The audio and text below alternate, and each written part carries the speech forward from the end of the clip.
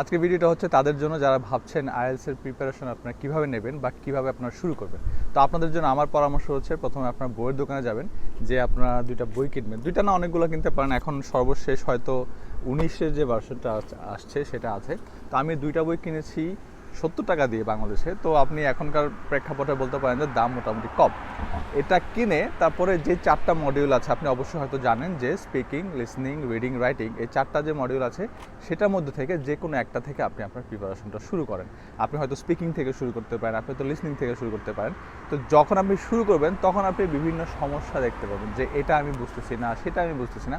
তখন প্রত্যেকটা পার্ট নিয়ে আলাদা আলাদা হাজার হাজার লক্ষ লক্ষ ভিডিওজ আছে ইউটিউবে বা ফেসবুকে, অনেক রিসোর্স আছে।